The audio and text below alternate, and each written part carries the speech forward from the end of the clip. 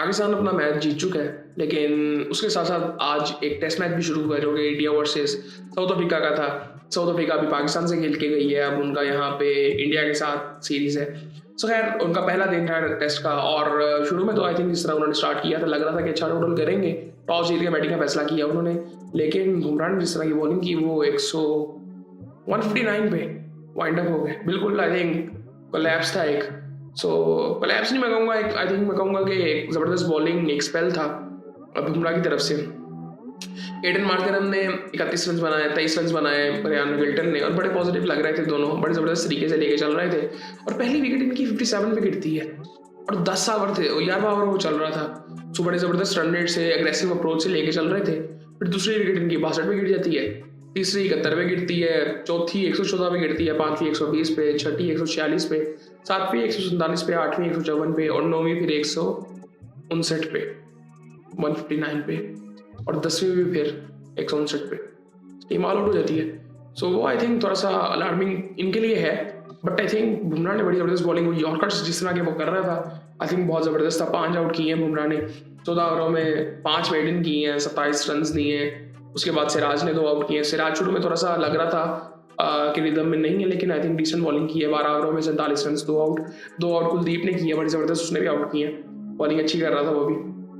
21 run देके 1 out किए अक्षर पटेल ने, 2 मेडन भी किए इसने। रविंद्र जडेजा ने 8 ओवरों में 13 रन, कोई आउट नहीं किया। वाशिंगटन सुंदर ने 1 ओवर में 3 रन, और ये इस वक्त बैटिंग भी कर रहा है, 1 डाउन आया था। सो उसके बाद इंडिया बैटिंग के लिए आता है, और इंडिया इस वक्त 37 रन बना चुका है, 1 आउट हुआ इंडिया का 20 ओवरों में। और आई थिंक अब ठीक है, वो एक तरह से कह सकते हैं, लेकिन कल पता चलेगा कि इंडिया किस अप्रोच से आता है। बट आई थिंक अभी तो बड़ा डिफेंसिव लग रहा है, क्योंकि 20 ओवर हो चुके हैं और सुंदर बैटिंग कर रहा है केएल राहुल के साथ। सो कल देखते हैं इनका क्या होता है। और इनकी बॉलिंग की अगर बात करें, मार्को एंसन ने 1 आउट किया है, और यार रबाडा नहीं खेल रहा, रबाडा क्यों नहीं खेल रहा? ये एंसन है, मुल्डर है, केशव महाराज है, बॉश है, साइमन हार्मर है, बुमराह स्क्वाड में तो है ना, बुमराह कह रहा हूँ, रबाडा।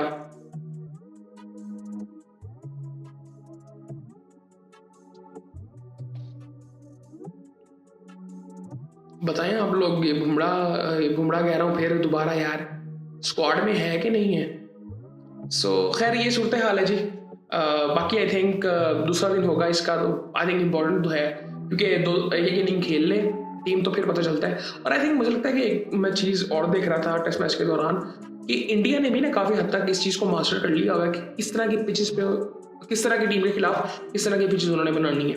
और वो बिल्कुल ही वो वाइंड अप जिस तरह से वो आई थिंक बंद कर देते हैं किताब के अंदर सब कुछ जल्दी से, तो वो नज़र आता है वो इंडिया में। लेकिन एक चीज़ उनके ऊपर ही पड़ गई थी, वो न्यूजीलैंड वाली सीरीज, जो न्यूजीलैंड ने इनको वाइट वॉश कर दिया था। सो खैर डिसेंट आई थिंक मैं दिन तो कहूँगा कि बुमराह इंडिविजुअली उसके हक में, लेकिन आई थिंक इंडिया के लिए बहुत अच्छा दिन था। और शुरू में लेकिन जिस तरह से इन्होंने स्टार्ट किया था साउथ अफ्रीका ने, लग रहा था कि बड़ा ज़बरदस्त टोटल करेंगे, लेकिन ऐसा हुआ नहीं है। सो ये सूरत हाल थी जी। और बाकी देखते हैं दूसरे दिन क्या होता है। पाकिस्तान का एक वनडे बड़ा हुआ है, उसमें भी देखते हैं क्या होता है। फिर ट्रांजिशन सीरीज़ है, और बाकी फिर आपसे बाद में बात होती है।